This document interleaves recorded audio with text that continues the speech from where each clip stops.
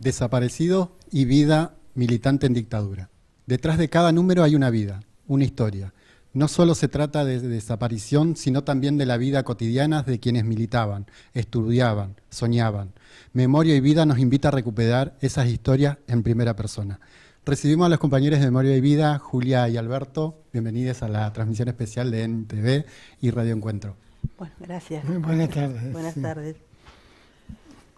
Sí, bueno, justamente en esta transmisión especial para recordar a los jóvenes compañeros, ¿no?, estudiantes de La Plata, que fueron secuestrados, varios de ellos permanecen desaparecidos, fueron secuestrados y trasladados a un centro clandestino de detención. Y un poco nos vamos a referir, ¿no es cierto?, a las condiciones en que se desarrollaba toda esta situación de represión y muerte, ¿no? Nosotros generalmente nos caracterizamos, ¿no?, porque somos los del porqué, ¿no?, y nos vamos para atrás. Claro. Entonces por ahí, acá hablamos del boleto estudiantil. En primer término, decir que el boleto estudiantil surgió en el año 1952, que estaba dirigido a los estudiantes primarios, ¿no?, que era una política para que pudieran acceder a la escuela.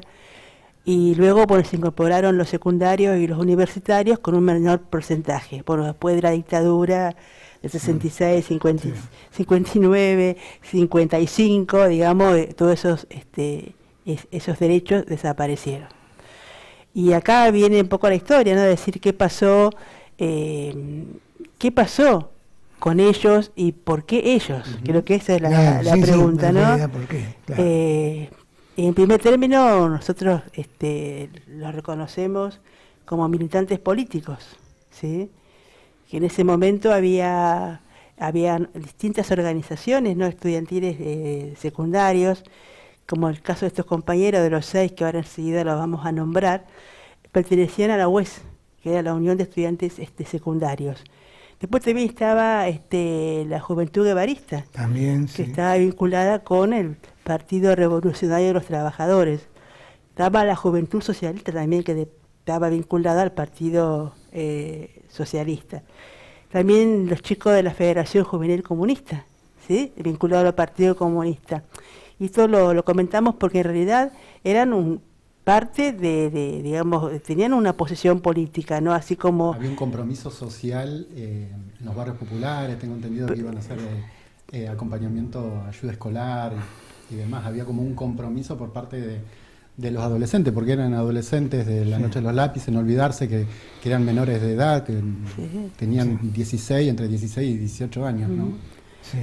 Sí, no, que digamos, en general, durante fines de la década del 60 y también principios del 70, justamente sectores juveniles, digamos, podemos decir, adolescentes, como vos dijiste, estaban realmente politizados, ¿no? Yo recuerdo ya en el año 58, cuando fue el tema Laica Libre, así cuando fue el tema de, bueno, todo el movimiento reformista, fue una lucha, digamos, duró prácticamente casi todo un año lectivo para oponerse a la sanción, digamos, defendiendo fundamentalmente la ley 1420, la de educación pública y gratuita. Y bueno, ya en ese momento, digamos, fíjate vos, rescatamos de aquella época la militancia radical, claro. Digamos, la juventud radical tenía posiciones progresistas en ese momento. Hoy era otra. Hoy es otra historia, ¿no? Cívica. Pero sí, no, estaba todo muy politizado. En ese momento había mucha actividad, digamos, de todo ese sector de juventud, y digamos, es así como se llega digamos, a todo este proceso que terminó con derrotar la dictadura de la Revolución Argentina, la dictadura de Onganía, en el 73, ¿no? Claro, y estos compañeros, digamos, surgen en un contexto de mucha movilización, de mucha actividad política, sindical, estudiantil, universitaria, y van creciendo, digamos, con ese calor en la lucha. Y aparte, bueno, son todos dirigentes de distintas escuelas, delegados, que logra, digamos, arman, digamos, toda una organización alrededor de esta reivindicación que era el boleto estudiantil. Y esto, bueno, como en un contexto inclusive que hay que hablar también, que nos parece importante, el tema de la represión. En un contexto ya de una represión bastante fuerte, ya con la existencia de la AAA en ese momento, digamos que había secuestros ya, que si yo en La Plata me acuerdo que desaparece Roberto Achén y Miguel, que eran referentes del sindicato, ¿no? de los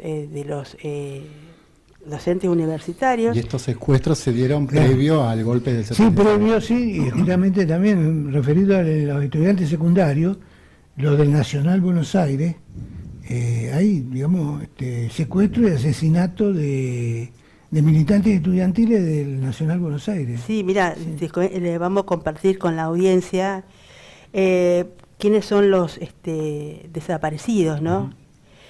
Claudia Falcone tenía 16 años, Francisco López Montaner, 16, ellos eran alumnos del Colegio de Bellas Artes. María Clara Ciocchini tenía 18 años y era exalumna de la Escuela Normal Superior de Bahía Blanca. Horacio Ungaro tenía 17 años y Daniel Racero, 18 años, eran de la Escuela Normal número 3 de La Plata. Claudio Hacha, 18 años, alumno del Colegio Nacional de la Universidad Nacional de La Plata, porque el colegio tiene vínculo directo con la universidad. Todos ellos eran militantes de la UES. Pero también hubieron otros compañeros que fueron secuestrados en ese contexto días antes y días después que sobrevivieron, como es el caso de Gustavo Colatti, que fue secuestrado el 8 de septiembre del 76 y también pertenecía al Colegio Nacional de la Universidad Nacional de La Plata. Víctor Triviño, alumno de la Escuela Media número 2, que lo secuestraron el 10 de septiembre del 76. El 17 de septiembre del 76 fueron víctimas de la represión Emilce Moller y Patricia Miranda, de Bellas Artes de la Universidad Nacional de La Plata. Y bueno, y Pablo Díaz fue secuestrado el 21 de septiembre del 76. O sea que fueron, a nivel nacional, hay más o menos 340 jóvenes desaparecidos, ¿sí? Es para medir, digamos, la intensidad de la represión, ¿no? Durante la dictadura. Y por ahí podemos contar un poco cómo fue la lucha del boleto antes del 24 de marzo, porque hay un logro en ese momento, que en septiembre del 74, después de muchas movilizaciones que fueron inclusive reprimidas, el 75, perdón, que fueron reprimidas fuertemente, digamos, así todos seguían con su reivindicación, pero aparte tenían la capacidad de ir a negociar. Claro, iban a hablar con las autoridades con esa edad y bueno, y analizaban en asambleas, decir por qué le habían dicho, si podían creer o no podían creerle y cuándo continuaban la lucha, y en septiembre, bueno, los 75 logran el boleto estudiantil, principalmente en la ciudad de La Plata, ¿sí? Aunque en todo, digamos, las otras ciudades había también movilización. Bueno, esto fue un logro que no se lo perdonaron tampoco, ¿sí? No se lo perdonaron, porque en realidad, sobre todo cuando llega el ministro de Educación, Iván Isevich, que durante el gobierno de la María Estela Martínez de Perón, después que se muere Juan Domingo Perón, prohíbe, digamos, la actividad de los centros de estudiantes. Y todo esto es antes del 24 de marzo, ¿sí? O sea que, y ya, bueno, en ese momento también ya estaban todas las fuerzas de seguridad unificadas para la represión, a lo largo y ancho del país. Esto que vemos ahora, el otro día hubo un decreto, ¿no? Que no sé cómo lo habrán llevado adelante después, pero en la práctica esto de juntar todas las fuerzas represivas, tanto la fuerza de la Policía Federal, la Gendarmería, en este momento todavía no llegan al ejército, pero lo que son, todavía por eso digo, entonces, digamos, había toda una estructura represiva que estaba organizada y dirigida. Sí, fue organizado en el Consejo Nacional de Seguridad. Claro, en octubre fue, en 75, en octubre. 75, sí. Ahí. Consejo Nacional de Seguridad, digamos que era el organismo coordinador de todas las fuerzas represivas. Hasta los bomberos estaban ahí adentro, todos estaban, hasta los bomberos, aunque parezca increíble. Qué terrible. Sí, sí, sí, por eso es importante el tema de la memoria, ¿no? Porque Recién hace un rato decía Néstor, ¿no? Repasar la memoria para evitar repetir errores garrafales como esto, ¿no? Tratar de evitar llegar a estos tiempos oscuros, defender la democracia, esta palabra tan linda que es la libertad y tan vapuleada por parte del gobierno nacional ahora, negacionista, que niega los 30.400 compañeros desaparecidos. Hay como un despertar del negacionismo que antes quizás estaba solapado y demás, como que estas oleadas con los juicios de lesa humanidad que llevaron adelante con la llegada de Néstor, que se abrieron y se multiplicaron, que como decía Néstor también, ¿no? que quedan un montón todavía para continuar. Y ahora como que se vuelve con ese retroceso, con esa teoría de los dos demonios, ¿no? Es terrible pensar en volver a esa época sin tener presente a los 30.000 compañeros desaparecidos, ¿no? Sí, es cierto, sí. Por eso es importante jornada como la de hoy, ¿no? Siempre tener presente toda esta fecha, todo esto, recordar a todos estos compañeros víctimas del accionar ilegal, ¿no? Porque el secuestro y la desaparición, no solo ilegal, sino clandestino, con la intención justamente de apropiarse y destruir físicamente a quien consideraban como un elemento peligroso, sino también sobre la sociedad tirar la incertidumbre, ¿no? O sea, todos decían, no sé dónde está, ¿no? Muy gráfico el dictador Videla, cuando le preguntan por lo desaparecido, habla como si fuera algo, un ente loco, un ente, ¿no? Un ente, está, sí, algo no está, qué sé yo. Pero justamente esa también era la segunda intención de, también como una forma de terror, ¿no? Sobre la sociedad, tirar esa incertidumbre. ¿Qué pasó? ¿Dónde está? ¿Quién lo tiene? ¿No? Era así, ¿no? Porque también ocultaban los cadáveres. Claro. O sea, el hecho de la desaparición total. O sea, o los arrojaban al río, al mar, o los enterraban en NN en algún lugar. Pero esa era la intención, ¿no? Y también, digamos, como elemento, digamos, de pretender destruir organizativamente a quienes cuestionaban, era disponer de la víctima todo el tiempo que quisieran para torturarlo, tenerlo ahí, en caso de volver a torturarlo, así por el tiempo que ellos pensaron necesario, y en el momento que el famoso plenario, porque funcionaba como plenario administrativamente, o sea, se reunían los jefes de área y demás, y decían, bueno, ¿qué hacemos con fulano, mengano, catino? Bueno, lo mantenemos a esto, y el resto, ponían el término disposición final, ¿no? Sí. Eso era el término que usaban, disposición final, hacerlo desaparecer, ¿sí? Sí, era de esa manera como funcionaban, digamos, burocráticamente, por así decir, ¿no? Hay muchas cosas que por ahí se van conociendo del funcionamiento, porque por ahí providencialmente aparecieron, porque llevaban registro. Entonces, digamos, por ahí en el descuido no quemaron algunas carpetas, algo así, y quedaron evidencia de este accionar, ¿no? También decir de la complicidad tanto civil, eclesiástica, empresarial de claro, la dictadura, sí. ¿no? Sí. En el caso es justamente que familiares o amigos de algún secuestrado presentaran un habeas corpus mediante los pocos abogados que, digamos, se animaban en ese momento a patrocinar. El juzgado donde lo presentaban, ¿qué hacía? Digamos, preguntaba a la policía, ¿usted lo tiene detenido? No. Le preguntaba al ejército, ¿usted lo tiene detenido? No. Entonces, ahí quedaba. Archívese, no se sabe qué pasó, ¿no? Y el algo habrán hecho, ¿no? Sí, Sí.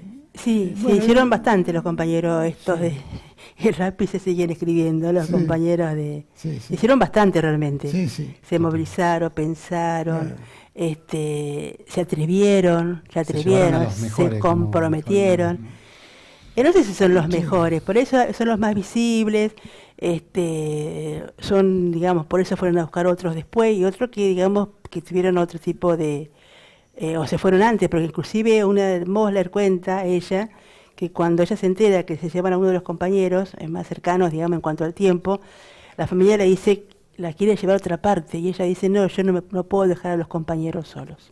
¿Sí? Ella sintió ese compromiso de quedarse, Definitivamente. por supuesto, ese compañerismo, ese amor, ese compromiso, diría yo, que existía. Y por ahí también me parece re importante el tema de, cuando los nombramos, porque los traemos a la vida, ¿no? No olvidarse de ellos, pero no olvidarse de la lucha. Yo creo que este tipo de actividad tiene que servir para concientizar, digamos, para que muchos que no vivieron esa época, o que vivieron, o que estuvieron muy lejos inclusive del juicio de la Junta, que a pesar de que se ha pasado el golpe, fue muy sonado, muy comentado, muy publicado. Digamos, hay que seguirlo trayendo a la, digamos, sobre todo habiendo una ley que habla de los derechos de los estudiantes secundarios, en particular para las escuelas, tiene que ser un tema que De tiene currículum. sí, está, no sé si en todas las escuelas lo hacen, Claro. pero está, digamos, pero no contarlo como una cuestión así, ¿cómo diría? Una cuestión así, los lápices siguen escribiendo solamente, sino que escribir la vida de ellos, del compromiso. Hay mucho material dando vuelta, hay digamos, como vos bien decías hoy, el tema del compromiso social, tener sensibilidad, esta es la palabra, ¿sí? Comprometerse con el otro, ayudar al otro, más allá de que muchos chicos provenían de clase media, la mayoría, pero fueron muy sensibles. Y ahí se comprometieron en la lucha y quizás ellos se podían pagar el pasaje, pero muchos otros compañeros no. Entonces, esto es lo reivindicable de ellos y de los 30.000, diría yo, de tantos compañeros que han sido desaparecidos. Por ahí ellos cuando los secuestran, los llevan a distintos centros clandestinos de detención, los llevan al Pozo Arana, el Pozo de Banfield, que el Pozo de Banfield ya funcionaba desde el año 1974. Esto hay que escucharlo bien, 1974. La Brigada de Investigaciones de Quilmes y la Brigada de Avellaneda. Los circulaban de un lugar a otro, y que es un centro clandestino, por ahí habría que comentarle a la audiencia, son un lugar clandestino, o sea que no es un lugar público, no es una comisaría, no es una cárcel, no, es una casa que la conocen los que están en el grupo que trabaja en ese lugar. Y previo, por supuesto, hubo todo un trabajo de inteligencia, ¿no? Porque había también, como vos decías recién, este grupo que decía, bueno, también a quién había que secuestrar. Claro. Que por eso acá está señalizada la casona en Viedma.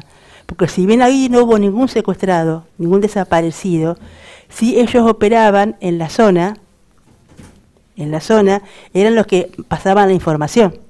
Por eso está señalizado. Ese es su compromiso. Bueno, después de secuestraron, los llevaban a un lugar que no se conocía, y bueno, y ya a partir de ese momento ya no eran personas humanas, ya eran un número. Los llamaban por un número. Y en las sesiones se alternaban las sesiones de tortura, vejaciones, violaciones, porque también las chicas fueron también vejadas y violadas, digamos, cualquier tipo de tormento que pudieron ejercer sobre ellas. Y yo quiero reivindicar en particular también a los sobrevivientes, ¿sí? que en el caso de Pablo Díaz ha sido un compañero que desde que salió estuvo comprometido con buscando la justicia, ¿no? Y ha testimoniado en más de 8 juicios, digamos, en relación a las compañeras y a los compañeros. Mosler también, que es una compañera que está en La Plata, hoy por hoy capaz que se jubiló ya, pero es una investigadora, docente de la universidad. O sea que ellos siguen escribiendo también, digamos, la verdad y buscando la justicia. Sosteniendo la memoria, ¿no? Sí, totalmente. Fundamentalmente también llamar y convocar a la marcha universitaria que se va a llevar adelante mañana, 17 horas, en punto de encuentro, Boulevard y 25 de Mayo. También pueden esperar el punto de finalización, que es la Plaza San Martín.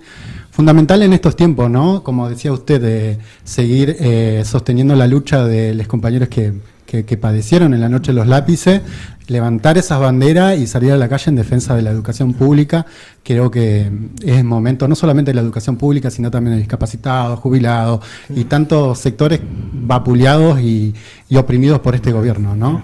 Así que nada, muchísimas gracias por venir, por estar, por participar en esta emisión especial de los 49 años de la Noche de los Lápices. Y como dice la compañera, los lápices siguen escribiendo y hoy más que nunca en las calles. Bueno. Hay que escribirlo con unidad también. Totalmente. Sí, con unidad. Es el momento de empezar a juntarse. Digamos, luchas individuales, sectoriales, no son suficientes. Hay que empezar a muchar. La única forma de poder modificar la realidad. Unidad y humildad. Totalmente. Vamos a un temita musical y bueno, continuamos. Gracias. No, por favor.